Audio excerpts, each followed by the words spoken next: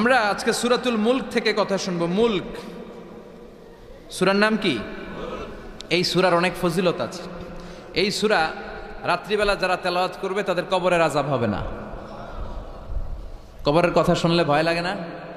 একদিন মাটির ভেতরে হবে ঘর রে মন আমার, কেন বান্ধ দালান ঘর, প্রাণ পাখি উড়ে যাবে পিঞ্জর ছেড়ে,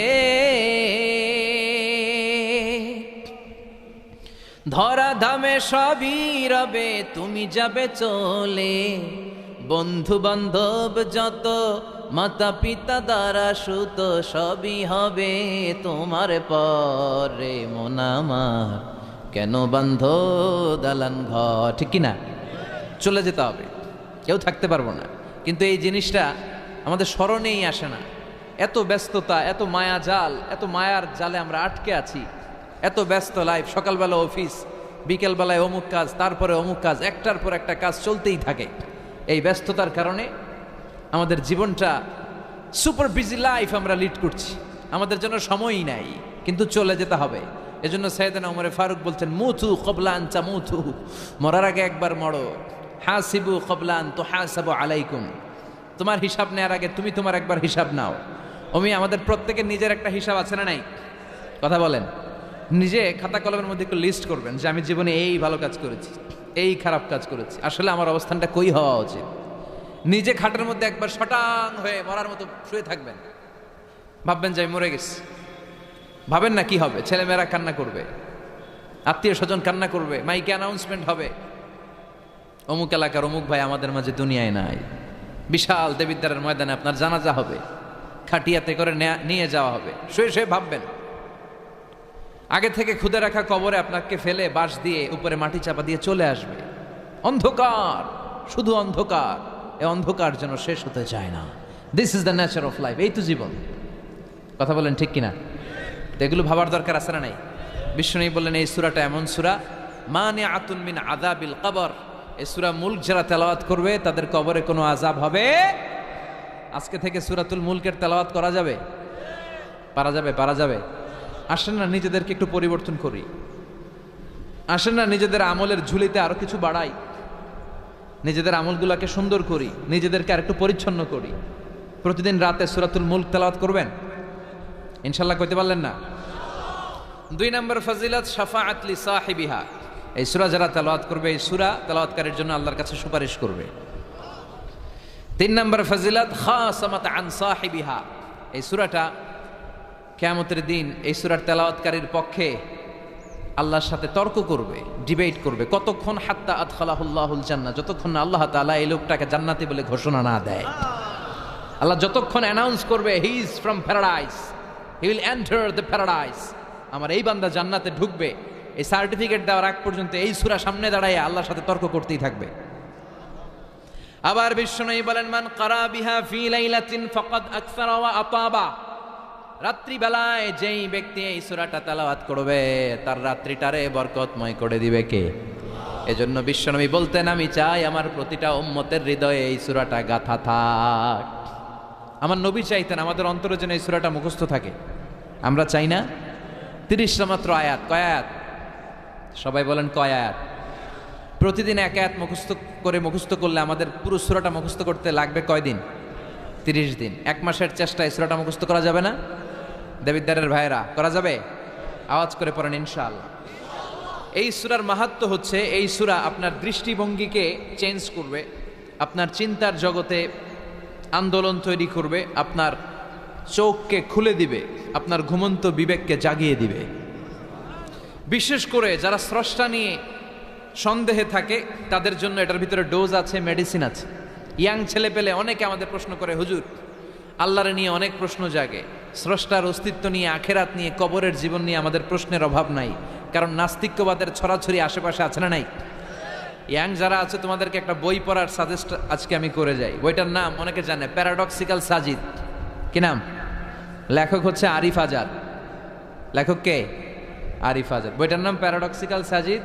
গত 21শে বই মেলায় এটা দ্য বেস্ট সেলার হয়েছিল, এজন্য নাস্তিকদের মাথা গরম। কথা বলেন। এই বছর সে আরেকটা বের করছে, প্যারাডক্সিক্যাল সাজিদ 2। এটা গতকাল থেকে বইমেলায় পাওয়া যাচ্ছে, 21শে বইমেলায়। এই প্যারাডক্সিক্যাল সাজিদ 1, প্যারাডক্সিক্যাল সাজিদ 2 প্রতিটা যুবকের সাথে সাথে রাখার দরকার, ঠিক কিনা? It's an eye opener for you. এই সূরাটা আপনাদের জন্য আই ওপেনার, চোখ খুলে দিবে। একটু চিন্তা করলেই বুঝবেন যে নাস্তিকদের যুক্তিগুলো খুবই হালকা। ওরা স্রষ্টাকে মানতে চায় না, আল্লাহরে মানতে চায় না। এর কারণ ওরা বলে আনসিন ইজ নাথিং, যেটারে দেখি না ওইটা মানি না। নাজুবিল্লাহ পড়বেন না?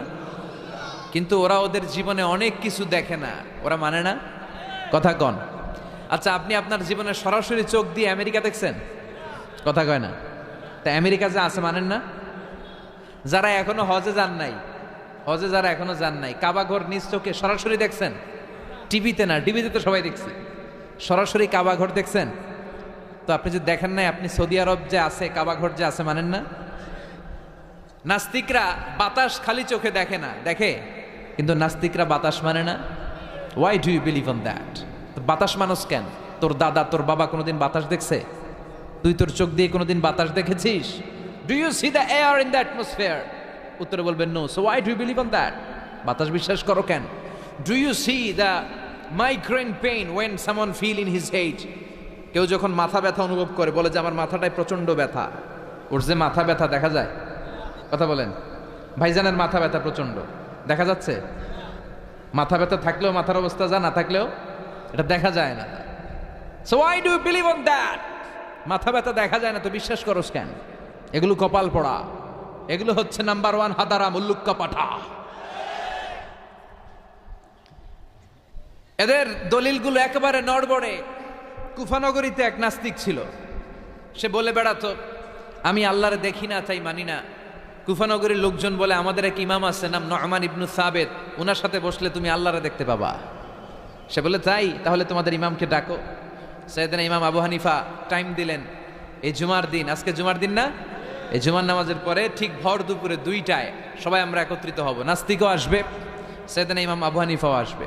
জুমার সালাতের পরে লোকের বন্যা বয়ে গেল, বাঁধ ভাঙা জোয়ার, অনেক মানুষ। নাস্তিক এসেছে, লক্ষ লক্ষ লোক এসেছে, আসে নাই ইমাম আবু হানিফা। আসে না, আধা ঘন্টা, 1 ঘন্টা, 2 ঘন্টা পরে আসছে। নাস্তিক বলে এই তোমাদের ইমাম, যার কোনো সময়ের জ্ঞানই নাই, এর সাথে কিসের তর্ক? সাইয়েদনা ইমাম আবু হানিফা বলে ইনদি উযর, আমার ওজর আছে। কি ওজর? সাইয়েদনা ইমাম আবু হানিফা বলেন আমি ঘর থেকে বের হয়ে আসার পথে একটা নদী পার হয়ে আসতে হয়। আজকে এসে দেখি নদীর মধ্যে কোনো মানুষ টানুষ নাই, নৌকা নাই, মাঝি নাই, কিচ্ছু নাই। তো হঠাৎ দেখলাম পাশে বিশাল বড় একটা গাছ। এই গাছটা এমনি এমনি 2 ভাগ হয়ে গেল। হঠাৎ গাছ থেকে এমনি এমনি লম্বা তক্তা হয়ে গেল, এমনি এমনি তক্তাগুলো জোড়া লেগে নৌকা হয়ে গেল। আর নৌকা আমার সামনে আসলো, মাঝি ছাড়া, লগি বৈঠা ছাড়া। আমি নৌকায় যেয়ে বসলাম, নৌকাটা আমার নিয়ে টান দিয়ে সাঁ করে ওপারে নিয়ে গেল। তো এই যে এই কাজগুলো আর প্রসেসিংগুলো হতে আমার 2 ঘন্টা সময় লেগেছে। নাস্তিক কয় তখন ইমাম গাঞ্জা খাইছে, মাথার তার ছিঁড়া গেছে, নাহলে কোনো সুস্থ মানুষ এ কথা বলতে পারে? এমনি এমনি নাকি গাছ ভেঙে তক্তা হয়, এমনি এমনি নাকি তক্তা লেগে নৌকা হয়, এমনি এমনি নাকি মাঝি ছাড়া নৌকা চলে? সাইয়েদনা ইমাম আবু হানিফা বললেন এই তো আপনি লাইনে চলে আসছেন, আপনারে বুঝানো এখন আমার খুব সহজ হবে। এমনি এমনি গাছ কাটে না করাত ছাড়া, এমনি এমনি তক্তা জোড়া লাগে না, নৌকা হয় না মিস্ত্রি ছাড়া, এমনি এমনি নৌকা চড়ে না মাঝি ছাড়া। তাহলে এত বিশাল বড় আকাশটা কেমন করে এমনি এমনি হলো? জমিনটা কেমন করে এমনি এমনি হলো? সাগর, মহাসাগর, পাহাড়, মরুভূমি কেমন করে এমনি এমনি হলো? এগুলোর একজন স্রষ্টা আছে না নাই? নাস্তিক কয় তাই তো, আসলেই তো আমি হাদারাম, আসলেই তো আমি উল্লুক্কা পাঠা। এইভাবে তো আমি কখনো ভেবে দেখি নাই, এইভাবে তো কখনো চিন্তা করি নাই। ও ইমাম, তুমি আমার ঘুমন্ত বিবেককে জাগিয়ে দিয়েছ, তুমি আমার চোখের সামনের পর্দাটা উঠিয়ে দিয়েছ, তুমি আমার দৃষ্টিভঙ্গিকে পরিবর্তন করে দিয়েছ। ও ইমাম, তুমি আমার চোখ খুলেছ, তুমি আমাকে হক চিনতে সাহায্য করেছ। আর দেরি করতে চাই না, আমারে পড়িয়ে দাও লা ইলাহা ইল্লাল্লাহু মুহাম্মাদুর রাসূলুল্লাহ। কালিমা পড়ে মুসলমান হয়ে গেছে। আল্লাহু আকবার পড়েন।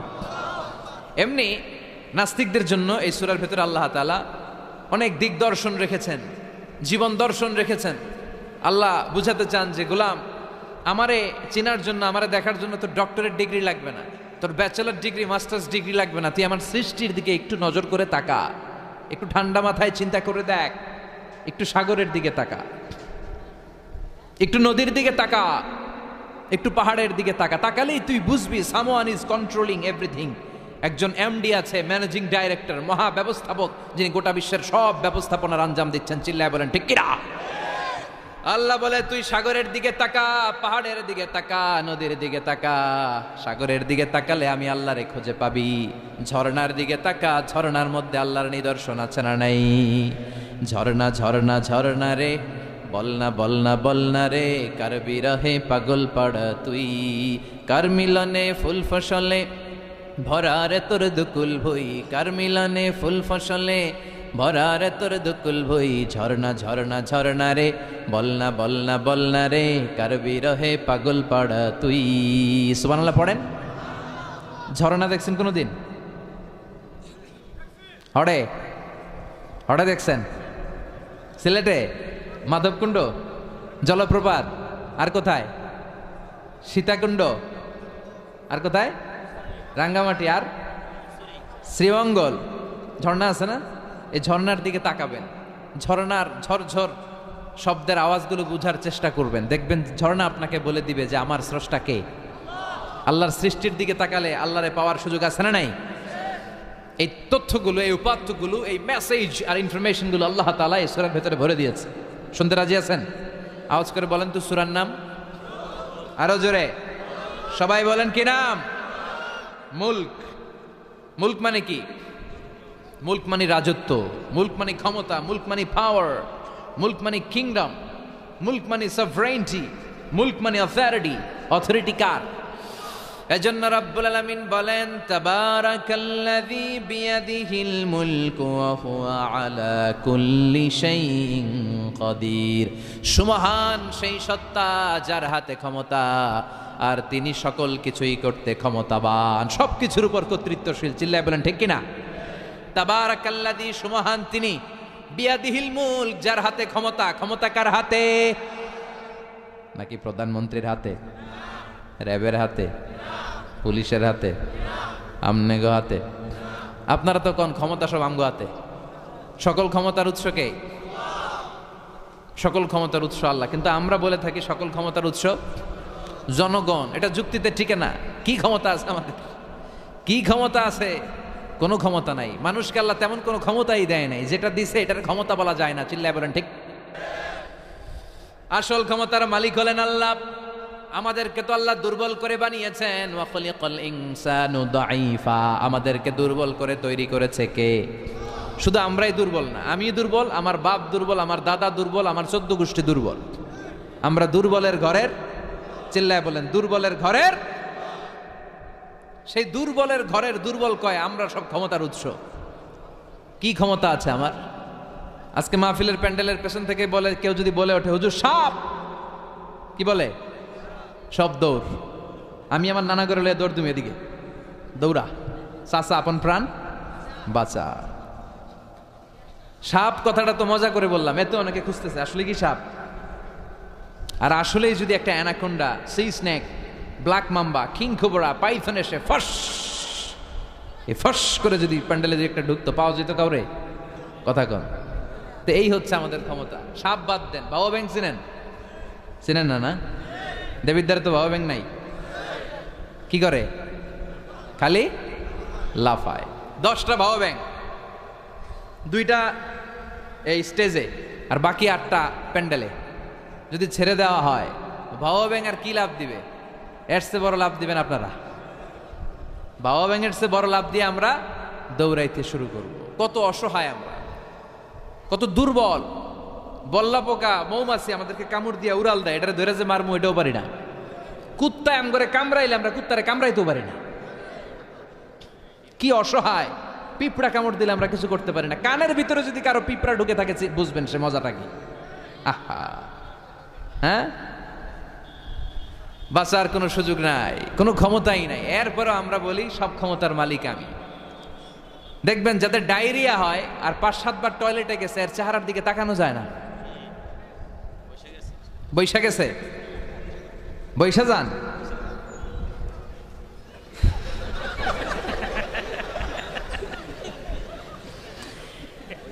তো এই হইল আমাদের অবস্থা। 5-6 বার টয়লেটে গেলে আর ওর দইরা দাঁড় করানো যায় না, কাই মরে যাইও, আরে সবাই মাফ করে দেন, আই আর হাইতেন না, আমি পারবো না, আমার মাফ করে দেন। পারবি না কেন? তুই না ক্ষমতার উৎস। কথা কন। আসলে আমাদের কোনো ক্ষমতা নাই, আমরা দুর্বল। আসল ক্ষমতার মালিক একজন, চিল্লায় বলতে হবে তিনি কে। আমরা যে কত দুর্বল। ন্যাচারাল ক্যালামিটি অর ডিজাস্টার যখন হয়, প্রাকৃতিক দুর্যোগ, তখন নিজের অবস্থা খেয়াল করবেন। বন্যার সময় মানুষের কি অবস্থা হয়, ঠিক কিনা? ভূমিকম্পের সময় কি অবস্থাটা হয় আমাদের। রাত 3টার দিকে যদি ভূমিকম্প হয়, দৌড়, লুঙ্গি পইরা দৌড়, লুঙ্গি ছাড়াও দৌড়, আগে যান বাঁচাও। পাগল হয়ে যায়। বাচ্চাটারে কোলে নিয়ে দৌড়াবো, না স্ত্রীকে ঘুম থেকে জাগাবো, না ভাড়াটিয়াদেরকে উঠাবো, না নিজেই ছাদের উপর থেকে লাফ দেব। ত্রাস, ভয়, ভূমিকম্প, সবাই দৌড়। দেখবেন ভূমিকম্প হইলে বাড়িওয়ালাও দৌড়, ভাড়াটিয়াও দৌড়। নাকি ভাড়াটিয়ারা দৌড়ায়, বাড়িওয়ালারা দৌড়ায় না? কথা কন। ডোনাল্ড ট্রাম্প যে বিল্ডিং এ থাকে, ওইটাতে ভূমিকম্প হইলে ডোনাল্ড ট্রাম্প তো দৌড়াবে না? না, ডোনাল্ড ট্রাম্পও দৌড়াবে। আমি কিছু টেলিভিশনের লাইভ প্রোগ্রাম দেখেছি, ওখানে উপস্থাপক আর অতিথিরা ক্যামেরা ট্যামেরা মেকআপ টেকআপ নিয়ে বসছে। একটু পরে শুরু হয়েছে ভূমিকম্প, মাইক থুইয়া দিয়া উপস্থাপক দৌড়। তো যেহেতু মেকআপ টেকআপ একেবারে ক্যামেরা ট্যামেরা সব সেটিং, অতিথিরা ওঠে না। একটু পরে আবার নাড়াচাড়া, এবার অতিথিও দৌড়, বাঁচার জন্য সব দৌড়। এই হচ্ছে আমাদের ক্ষমতার দৌড়াত্ম। এরপরও আমরা বলি আমরা নাকি ক্ষমতার উৎস। তুফান হলে, এইখানে একটা তুফান হলে 70 কিলোমিটার বেগের জাস্ট বাতাসটাকে যদি আল্লাহ এর তীব্রতা যদি বাড়িয়ে দেয়, সব দৌড় আমরা। কথা কন। আল বাহরু জুনদুম মিন জুনুদিল্লাহ, আর রিহু জুনদুম মিন জুনুদিল্লাহ। বাতাস আল্লাহর সৈনিক, আগুন আল্লাহর সৈনিক, তুফান আল্লাহর সৈনিক। চিল্লা এখন ঠিক কিনা? 2004 সালের সুনামির কথা ভুলে গেছেন? ইন্দোনেশিয়া একটা প্রদেশ আছে, বান্দা আছে, এক ধাক্কায় 3 লক্ষ সাগরের ভেতরে।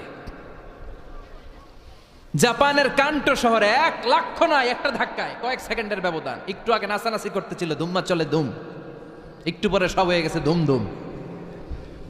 একেবারে সাইজ করে ফেলছে কে?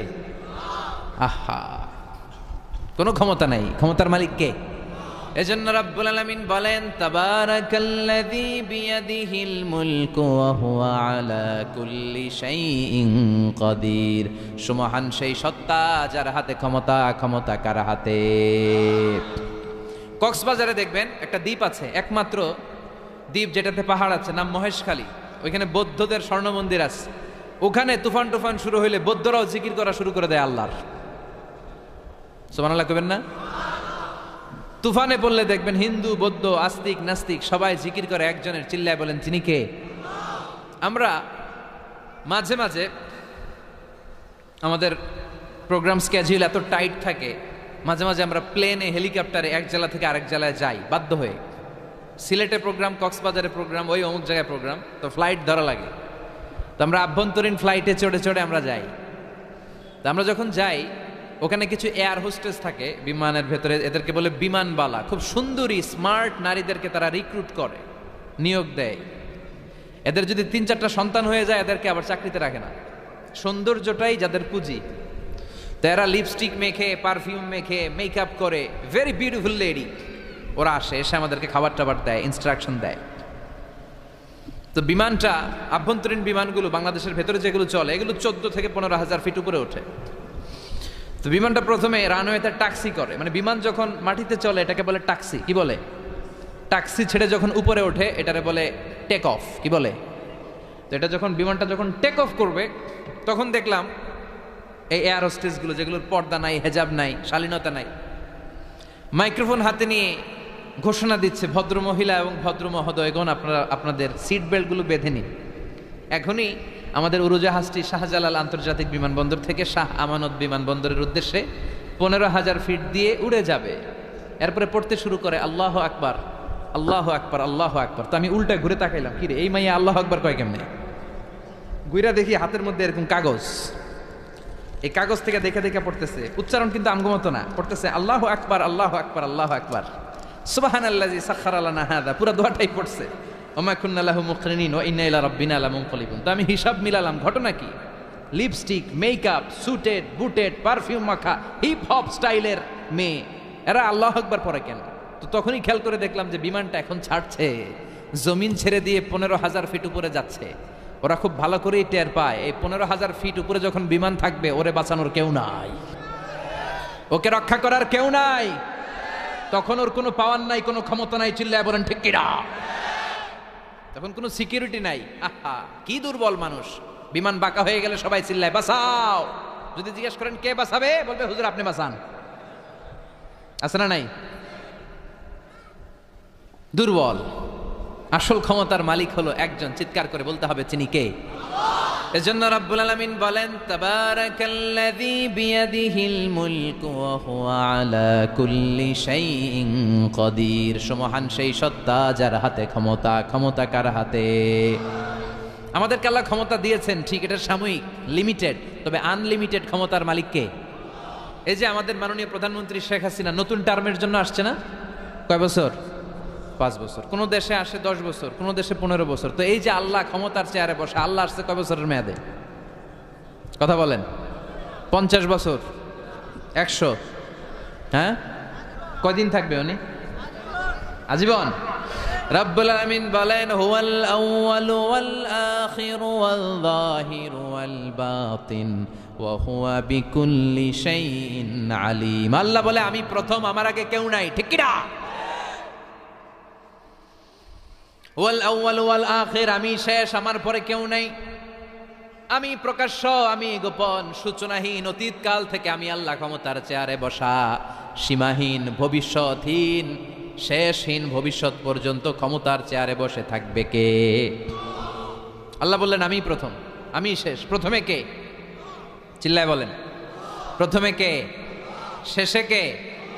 প্রথমে আল্লাহ আল্লাহ, শেষেও আল্লাহ আল্লাহ, আকাশে আল্লাহ আল্লাহ, জমিনে আল্লাহ আল্লাহ। সবাই পড়েন। প্রথমে আল্লাহ আল্লাহ, শেষেও আল্লাহ আল্লাহ, আকাশে আল্লাহ আল্লাহ, জমিনে আল্লাহ আল্লাহ। নিখিল জাহান গায়ে গুণগান, তার নামে গায় আমরাও গাহি তাআলা, হামদে বারি তাআলা, হামদে বারি তাআলা, হামদে বারি তাআলা। সুবহানাল্লাহ পড়েন। তিনিই প্রথম, তিনিই শেষ, তিনি চিরকাল ক্ষমতার চেয়ারে বসে থাকবেন। চিল্লায় বলেন ঠিক কিনা?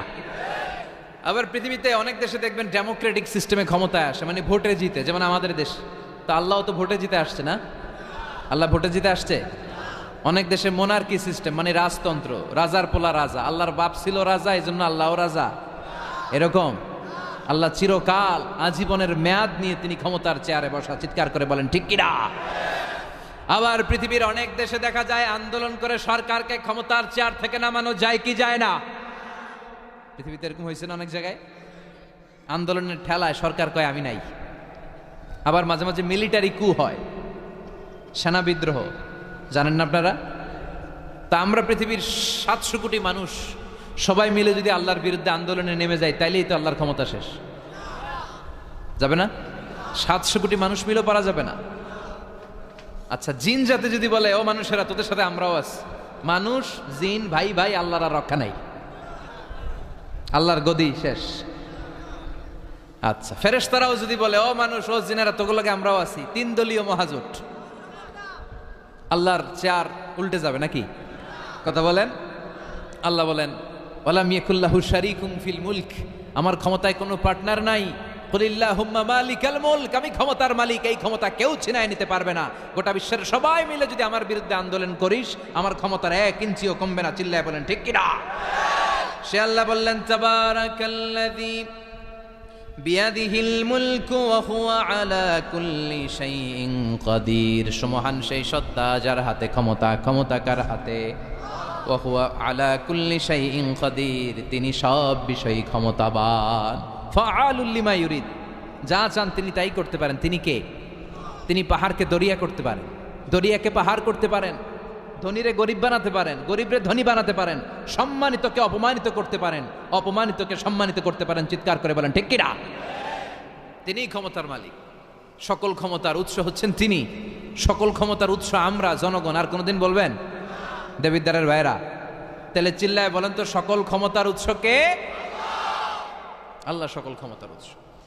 এর কিছু দূর পরে আল্লাহ বলেন, ওয়ালাকাদ যায়্যানাস সামাআদ দুনিয়া বিমাসাবিহা ওয়া জাআলনাহা রুজুমান লিশ-শায়াতিন। আমি প্রথম আকাশের মহাশূন্যটাকে আলো দিয়ে, তারা দিয়ে সুশোভিত করেছি। আবার এই তারা দিয়ে আমি জিনদেরকে আঘাত আর প্রহারের ব্যবস্থাও করেছি। সুবহানাল্লাহ পড়েন। অনেক লম্বা কথা, আমি সংক্ষেপে মেসেজগুলো আপনাদের কাছে পৌঁছে দিই। আল্লাহ বলেন, আমি প্রথম আকাশের মহাশূন্যটাকে তারা দিয়ে সাজিয়েছি। I have beautified the closure sky with light, candle and stars. মাথা উপরের দিকে তুললে আমরা যেটা দেখি এটা কি? আসলে এটা আকাশ না, এটা মহাশূন্য। এটা কি? আকাশ অনেক উপরে। আমরা খালি চোখে যা দেখি এটা প্রথম আকাশের মহাশূন্য।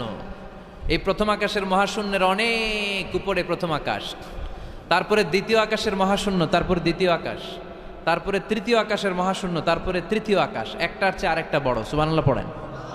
কত বড়? আপনার এই হাতের আংটিটা, সাহারা মরুভূমির নাম শুনছেন?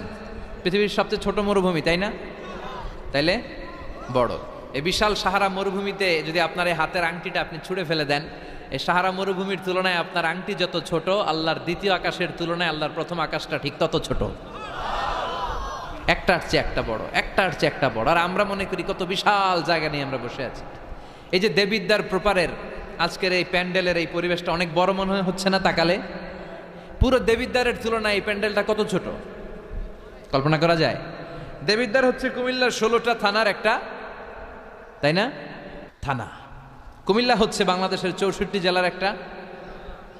এরকম 64টা জেলা মিলে আমাদের সুজলা সুফলা শস্য শ্যামলা ডিজিটাল বাংলাদেশ। এই বাংলাদেশ হচ্ছে পৃথিবীর সবচাইতে বড় দেশ। কি বড় না? কত ছোট জানেন? মানচিত্রের মধ্যে বাংলাদেশ এটা লেখার জায়গা পাওয়া যায় না। বাংলা BANG পরে ইন্ডিয়ার উপরে, মাঝখানে LA, পরে বাংলাদেশের উপরে আবার DESH পরে আবার ইন্ডিয়ার উপরে। বাংলাদেশ কথাটা লেখার জায়গাও বাংলাদেশের উপরে নাই। কত ছোট! পাশের ইন্ডিয়ায় 25 গুণ বড়, Canada, United states of America প্রায় 100 গুণ বড়, রাশিয়া নামে একটা দেশ আছে প্রায় কয়েকশো গুণ বড়। এরকম 200টা দেশ মিলে আমাদের এই পৃথিবী। এই 200টা দেশ মিলে পৃথিবীর মাত্র 30 ভাগ, বাকি 70 ভাগ হচ্ছে শুধু পানি। সুবহানাল্লাহ কইবেন না? তাহলে পুরো পৃথিবীর তুলনায় দেবিদ্বারের এই প্যান্ডেলটা কত ছোট, কত ক্ষুদ্র আমি, কত তুচ্ছ আমি, কত নগণ্য আমি, চিন্তা করতে পারেন? আচ্ছা, এত বড় মনে হইলো এই পৃথিবীটা, এই পৃথিবীটাকে এত বড় মনে হচ্ছে আমাদের, কিন্তু এই যে দ্বীপ প্রহরের জলজলে সূর্যটা দেখা যায়, এই সূর্যটা এই বিশাল পৃথিবীর চেয়ে 13 লক্ষ গুণ বড়। 9,30,00,000 মাইল দূরে 8 মিনিট 18 সেকেন্ড সময় নিয়ে আলোটা আসে। তাহলে এতক্ষণকার আলোচনা পর্যন্ত মনে হচ্ছে সূর্যই মনে হয় অনেক বড়। সূর্য হচ্ছে একটা স্টার, তারা। সূর্যের পরে পৃথিবীর সবচেয়ে কাছের তারার নাম প্রক্সিমা সেন্ট্রাই, তারপরে একটা alpha Centauri A, alpha Centauri B, যেতে যেতে ইটা ক্যারিনা, ব্যাটেল জিউস, এরকম অনেকগুলো আছে, আপনারা গুগল করলে পাবেন এগুলো। এই যে ব্যাটেল জিউস তারা, যেই সূর্য পৃথিবীর চেয়ে 13 লক্ষ গুণ বড়, ওই ব্যাটেল জিউস তারাটা আবার সূর্যের চেয়ে 33 কোটি গুণ বড়। তাহলে এতক্ষণ পর্যন্ত বোঝা যাচ্ছে ব্যাটেল জিউসই মনে হয় বড় না। ব্যাটেল জিউস এত ক্ষুদ্র তারা, এটার কোনো নাম নিশানাই নাই অন্য তারকার সামনে। চিল্লায় কোন আল্লাহু আকবার। এরকম লক্ষ লক্ষ অযুত, লক্ষ নিযুত, crore, million, billion, trillion, zillion, ফিলিয়ন, অক্ট্রিলিয়ন তারা নিয়ে আমাদের গ্যালাক্সি গঠিত। আমাদের এই গ্যালাক্সির নাম মিল্কি ওয়ে। কি নাম? আমাদের গ্যালাক্সির পরে সবচেয়ে কাছের গ্যালাক্সির নাম অ্যান্ড্রোমেডা।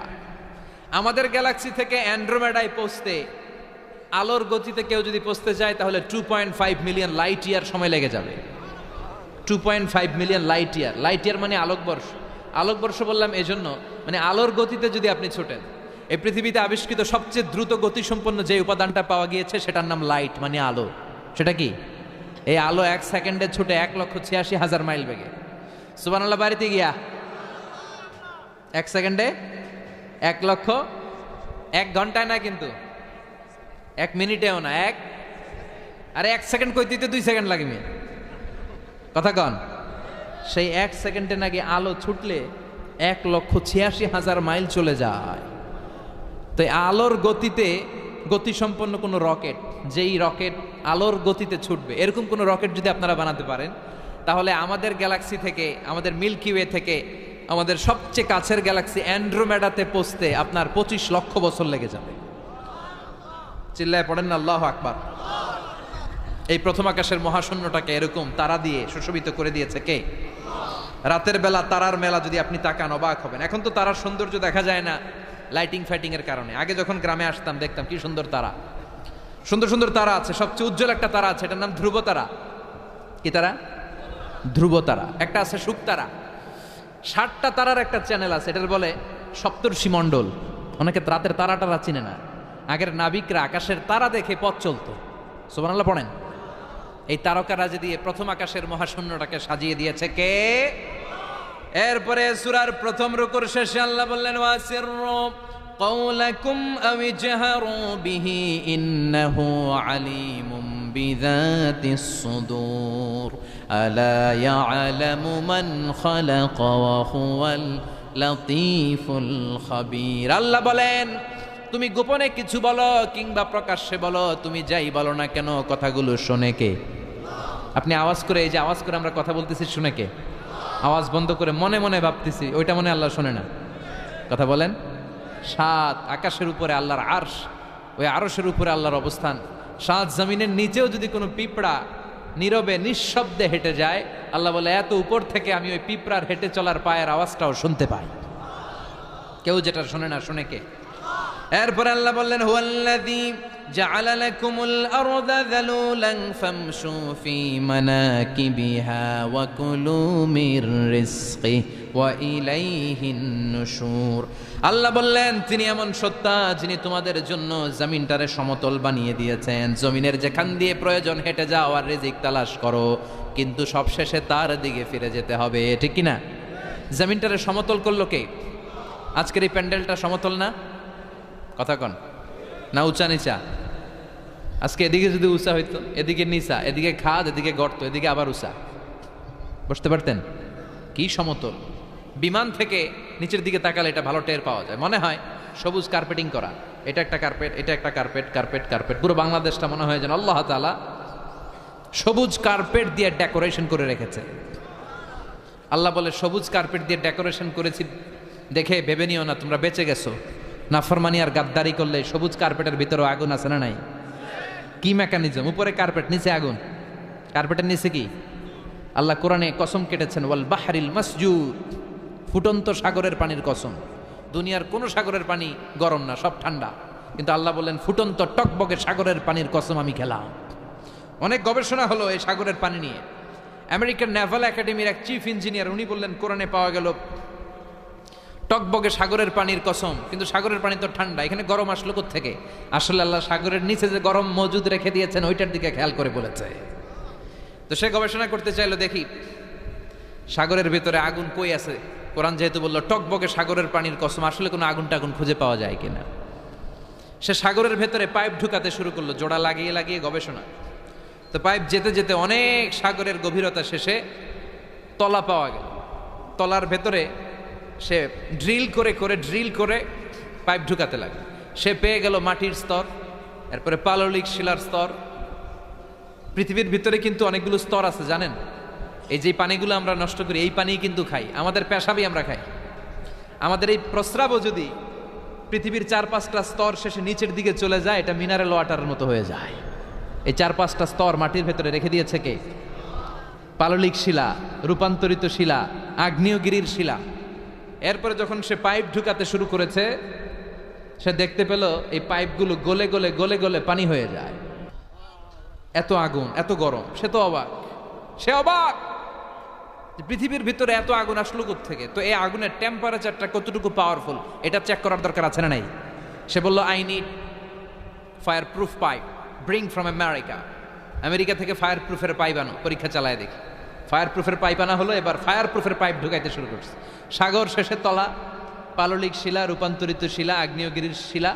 ওই আগ্নেয়গিরির শিলার পরে যখন ফায়ার প্রুফের পাইপ ঢুকাতে শুরু করেছে, যেই পাইপে আগুন ধরে না, সে দেখতে পেল ফায়ার প্রুফের পাইপগুলো আগুনে গলে গলে ধোঁয়া আর পানি হয়ে যায়। তাহলে এই সবুজ কার্পেটিং এর নিচে আগুন আছে না নাই? এই আগুন মজুদ করে রেখেছে কে?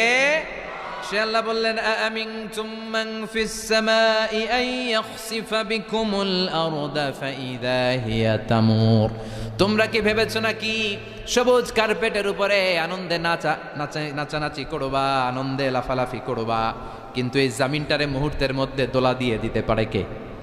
খাসাফ মানে হচ্ছে ল্যান্ডস্লাইড, মুহূর্তে ভূমিটা কেঁপে যেতে পারে, পুরো পৃথিবীটা ফাইদা হিয়া তামুর কেঁপে উঠবে, ট্রেম্বলিং ভাইব্রেশন শুরু হয়ে যাবে, পুরো পৃথিবীটার কাঁপাকাঁপির চোটে তোমরা এটার উপর দাঁড়িয়েও থাকতে পারবে না।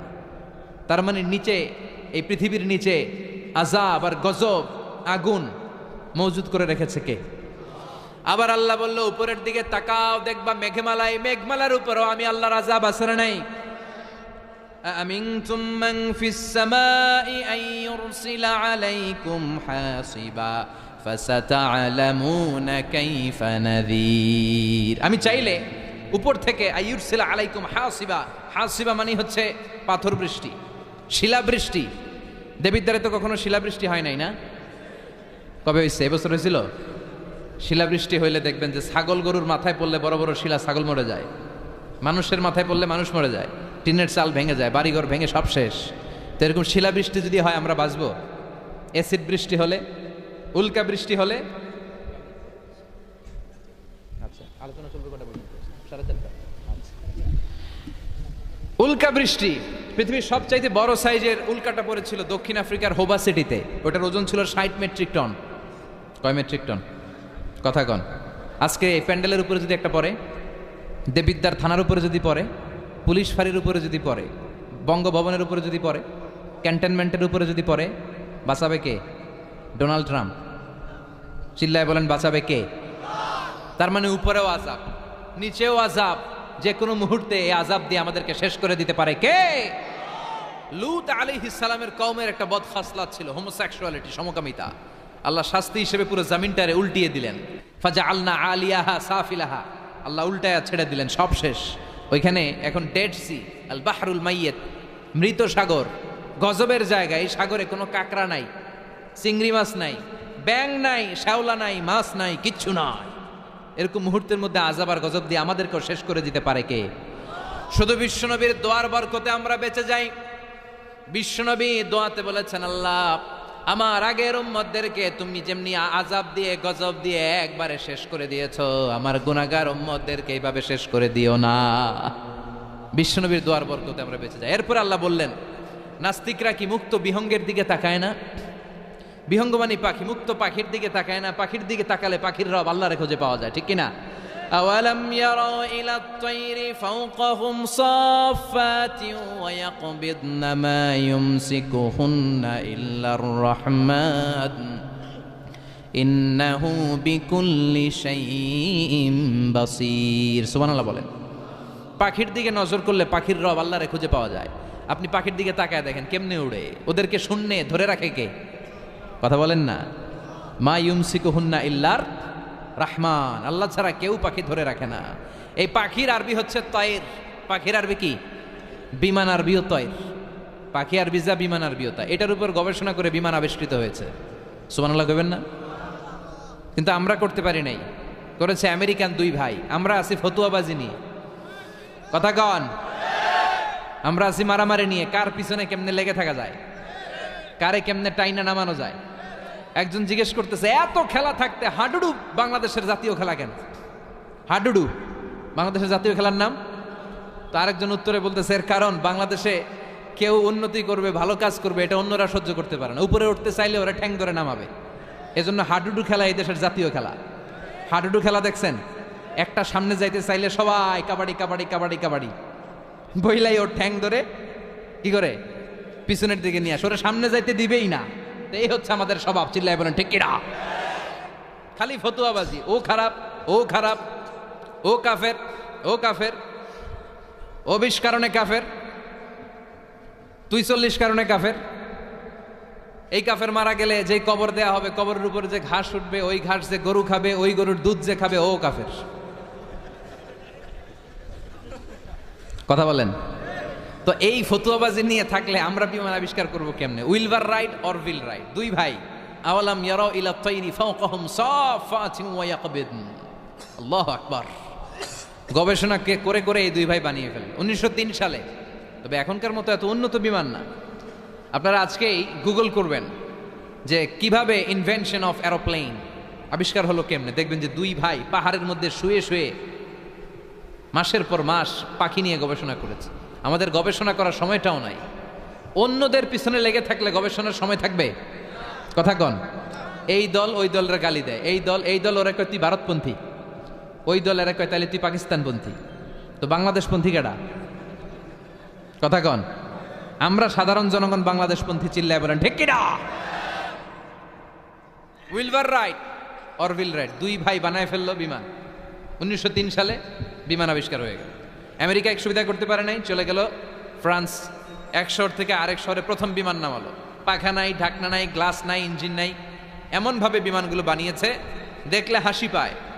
কিন্তু সেই বিমান আবিষ্কারের পর থেকে এটাকে ইমপ্রুভ করতে করতে, ডেভেলপ করতে করতে আজকে তারা বানিয়ে ফেলেছে বোম সুপারসনিক।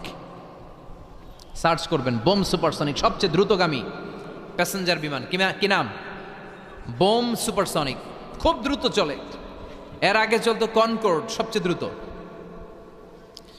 তো বিমান আবিষ্কারের আগে পৃথিবীর সব দেশে ছিল শুধু সেনাবাহিনী আর নৌবাহিনী। যেহেতু এখন বিমান আবিষ্কার, এখন বিমান বাহিনী আছে না নাই?